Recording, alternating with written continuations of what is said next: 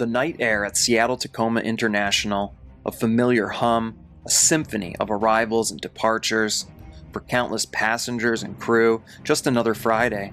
But on August 10, 2018, this routine, this ordered chaos would be shattered.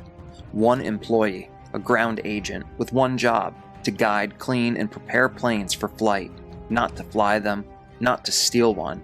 Richard Russell, a name that would soon echo across the globe, a man known as Beebo, the Skyking.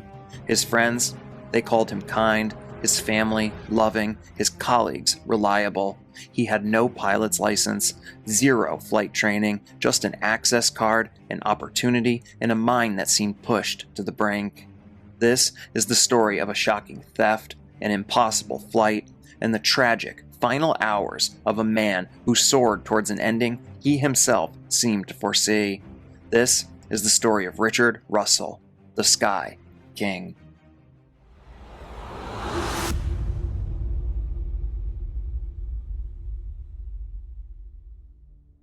Richard Russell was born on September 19, 1989, in Key West, Florida, and soon moved to Wasilla, Alaska at the age of 7. Described as a kind, gentle, and well-liked person, he was an active athlete in high school, excelling in football, wrestling, and track and field. After high school, he was recruited to play football at Valley City State University in North Dakota, but later transferred to Southwestern Oregon Community College. It was there he met his future wife at a Christian youth ministry meeting called Campus Crusade for Christ. The pair would get married in 2012. The happy couple ran a bakery together in North Bend, Oregon for around 3 years. In 2015, they sold the bakery and moved to Sumner, Washington in an effort to be closer to his wife's family. Richard soon found new employment with Horizon Air, a subsidiary of Alaska Airlines. With Horizon Air, Richard worked as a ground service agent. His duties included handling baggage, cleaning aircraft, and being part of the tow team that repositioned planes.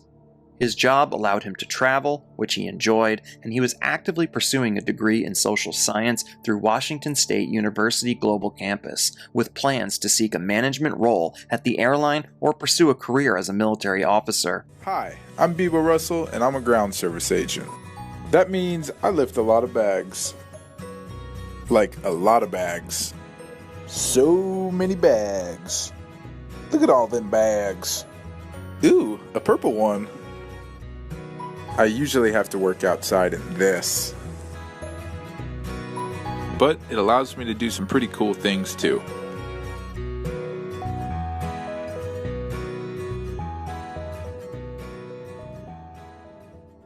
He was also active as a leader in the local Christian youth ministry called Young Life. From all reports, Richard was a hard worker, he seemed to enjoy his job, and he got along with everyone at the airport. Now, as a ground service agent, Richard was given airside access. The airside is the highly secure, restricted area of the airport that is generally not accessible to the public. It is essentially the entire operational zone of the airport. The process to get airside access is very strict because these zones are critical to aviation safety and security. Applicants must typically undergo rigorous background checks including criminal history checks, often domestic and international, work history verification, reviewing employment history for the last 5 to 10 years, and security training, learning the specific rules, signage, and procedures for safe operation within the movement areas. Now, within my research, I found that those in Richard's position do not need to take any kind of routine psychological or mental health screening as part of the vetting process. Keep that in mind as we continue on in this story. On August 10, 2018, at 2:36 p.m., Richard arrived at the Seattle-Tacoma International Airport and made his way through the Port of Seattle-operated Employee Security Checkpoint to start his scheduled work shift. At 2:38 p.m., Richard successfully cleared the employee security checkpoint screening without any noted issues. From there, Richard would begin working, and according to all reports, no one noticed anything amiss. The afternoon would soon give way to the evening, and at 7:15 p.m., Richard would arrive in a tow vehicle at Cargo 1, the area at the far north end of the Sea-Tac Airfield where a Horizon Air Q400 was parked. Now, before we continue, I want to go into some detail on the aircraft itself. I myself am no aviation expert, so in my research of this video, I found a fantastic content creator who broke down Richard Russell's story. That YouTuber is Mentor Pilot, and I want to give him a big shout out. His video really helped someone like myself understand the ins and outs of the Bombardier Q400 aircraft and what Richard ultimately did within one. I don't feel like I could explain this any better, so instead of trying, I will just play a clip from his video, which I highly recommend you watch in its entirety. Of course, please do that once you're done watching mine. But what about the aircraft that will soon take center stage in this story?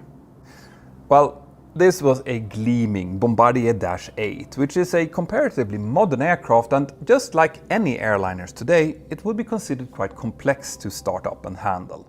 The Dash 8 400 series, also called the Q400, is a medium-sized twin turboprop built by Bombardier in Canada. It has two Pratt & Whitney PW150 engines and a range of about 1,100 nautical miles. At the time of this story, it was the workhorse of the Horizon fleet, where it was tasked with short hops all over the northwest and west coast. And like many regional aircraft, these planes were sometimes left parked on remote stands between flights away from the terminal building. Now, when that was the case, they weren't guarded or locked, because why would they be? At 7:19 p.m., Richard entered the Horizon Air Q400 aircraft. At 7:22 p.m., Richard began the sequence of actions necessary to start the plane, and the propellers started turning. At 7:27 p.m., Richard briefly exits the plane and uses the tow vehicle to physically maneuver the aircraft, turning its nose towards the airfield. Now, you may ask, why didn't anyone notice him doing this? Well, given Richard's position at the airport, it would not have been completely out of the norm to see someone like him wearing a vest entering a plane. From what I've learned, the planes at airports like this are not locked up, and there's not typically any security there at the plane itself. Now, there were security cameras, but Richard's actions up to this point would not have raised any red flags. For all security knew, Richard was there because he was asked to. Perhaps he had been asked to move the plane for maintenance, or he could have been there to move it for a potential upcoming flight. Security would have had no clue, as this can be a common day-to-day occurrence.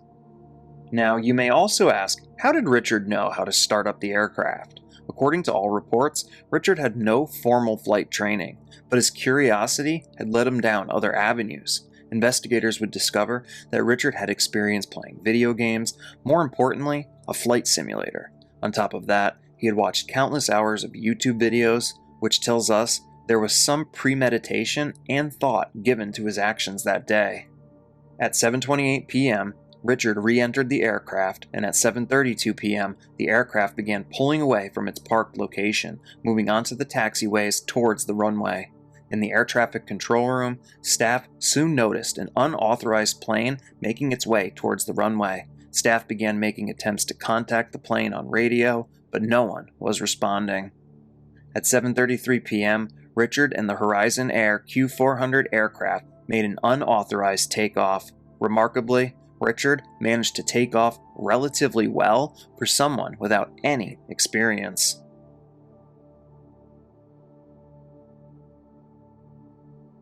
The plane then continued its ascent, and Richard turned the aircraft and began flying in the direction of Mount Rainier. For those that don't know, Mount Rainier is perhaps the single most defining feature of the Pacific Northwest landscape. Mount Rainier is a massive 14,410 feet or 4,392 meter active volcano. It is the center of Mount Rainier National Park in Washington State. As the plane made its way towards Mount Rainier, the air traffic control room was in a state of panic. Not only had a plane been stolen, but this moment was the most serious domestic airline security breach since the 9/11 terrorist attacks. Air traffic controllers quickly began grounding planes and working hard to make sure Richard had clear skies ahead of him. Communication would be established with Richard, and for the next roughly hour and 15 minutes, Richard flew the plane wherever he wanted. He remarked about the beauty of Mount Rainier. He then made his way towards the Olympic Mountains and described the view as gorgeous. During this time, efforts were made to convince Richard to land the plane. I will now play some segments of the radio communication for you all now. Seattle ground, Horizon guy, about to take off. It's going to be crazy. Aircraft on Charlie, lining up runway 16 center, say your call sign. The Dash 8 on runway 16 center, say your call sign. The Dash 8 on runway 16 center, say your call sign. Who's the Dash 8 holding on runway 16 center? 5, Seattle approach, welcome, final runway 16 right. Welcome. Man, I'm a ground service agent. I don't know what that is. Start it up and get it to go. In a couple hours, I guess. But, yeah, I wouldn't know how to land it. I wasn't really planning on landing it. Alrighty, yeah, I just kind of want to do a couple maneuvers, see what it can do before I put her down, you know? I'm sorry, say that again? Sorry, my mic came off. I threw up a little bit. You know, hold on. Shoot. Man, I'm sorry about this. I hope this doesn't ruin your day. Just flying the plane around, you seem comfortable with that? Oh, hell yeah, it's a blast, man. I played video games before, so I know what I'm doing a little bit. Okay, and you can see all the terrain around you. You've got no issue with visibility or anything? Nah, everything's peachy clean. Just did a little circle around Rainier. It's beautiful. I think I got some gas to go check out the Olympics. And, yeah. This is probably like jail time for life, huh? I mean, I would hope it is for a guy like me. Well, Rich, we're not going to worry or think about that, but could you start a left-hand turn, please? Right now he's just flying around, and he just needs some help controlling his aircraft. Very good. Nah, I mean, I don't need that much help. I played some video games before. I would like to figure out how to get this cabin altitude, like I know where the box is. I would like to get some, make it pressurized or something so I'm not so lightheaded. Okay, you know how fast you're going?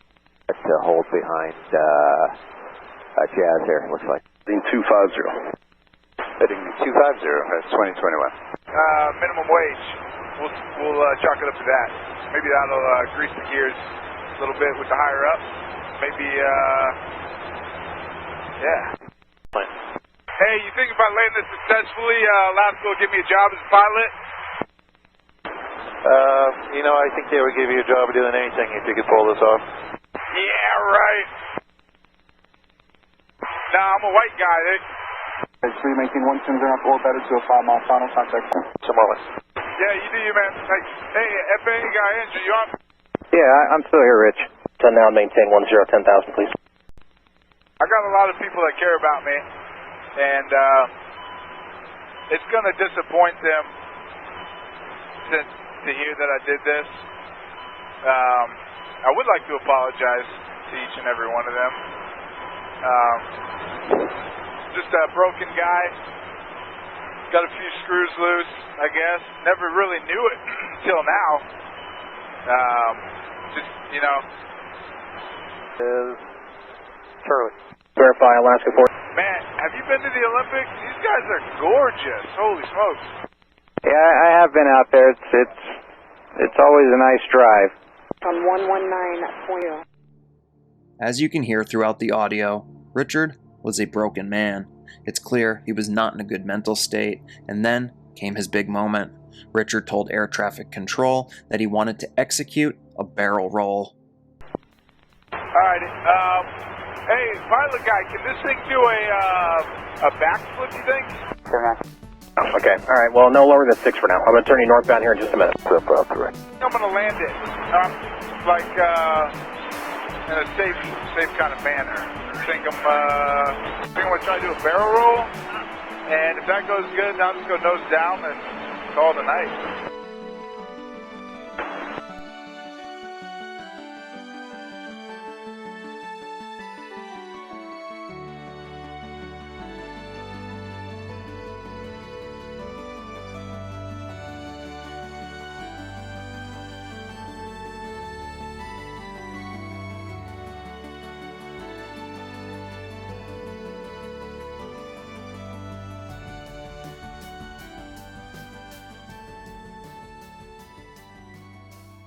Particular Rockford 1, POI 1 just completed a barrel roll.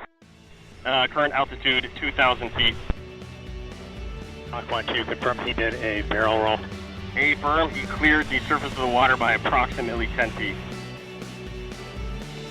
We put Rock 2 from Rock 1, the TOI-1 did a barrel roll and just barely missed hitting the water. All right, Rich, this is Captain Bill. Congratulations, you did that. Now let's try to land that airplane safely and not hurt anybody on the ground. All right. Nah, damn it. I don't know, man. I don't know. I don't want to. I was kind of hoping that was going to be it, you know?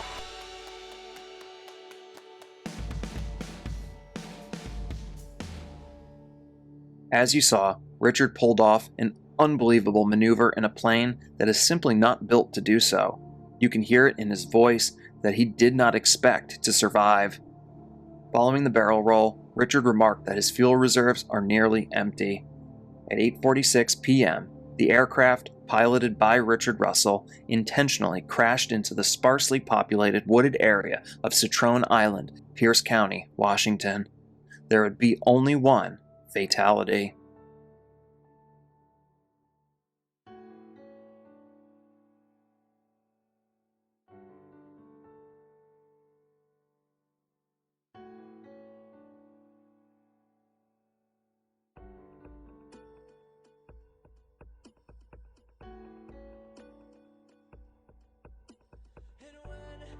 The recordings revealed a man that was struggling with what appeared to be severe personal hardship and a possible lack of purpose. This led many to respond with compassion. The incident was viewed by some as a tragedy rooted in feelings of tedium and mental health struggles. In the end, the story serves as a tragic reminder that personal hardship and mental health crisis can exist even in well-liked and compassionate individuals, and that these struggles can manifest in severe and public ways, prompting a reflection on the need for kindness and awareness of those in distress. In the aftermath of Richard's final flight, the combination of a massive security breach, his lack of pilot status, and his tragic, final, high-flying performance led many people to express an emotional connection to him. He was quickly hailed as a kind of folk hero online, and the moniker Skyking became a popular tribute name used in social media, t-shirts, and even tribute songs. In some ways, I understand why people want to celebrate him, but I think in the end, this story is just sad. What Richard did was dangerous and put lives at risk every step of the way. At the same time, what he pulled off was also remarkable. Having only played video games and watched YouTube videos, it's pretty crazy to see what Richard accomplished on his one and only flight. Richard was a man who seemed beaten down by life, beaten down in ways that a lot of people can relate to. I'd like to think that Richard could have gotten help and prevented all this from happening, but it's hard to say. So in closing, I want to first send my deepest condolences to all of Richard's family and friends. I also want to take a second to discuss mental health. You never know what another person may be going through, what they may be dealing with, what cloud may be forming in their mind. So remember to be kind, to offer a helping hand. Hell, just listen to what someone's got to say. Sometimes the smallest gesture can mean the absolute world to a person that's lost all hope. Thank you all for watching. This is not an AI channel. I do all the work here myself, and I would love if you subscribed, hit the like button, and left a comment down below. Also, I want to send a big thank you to all my Cellar Dweller channel members. Your support is immensely appreciated, and with that said, please consider checking out another one of my many videos, and I will see you all next time when we head back into the cellar.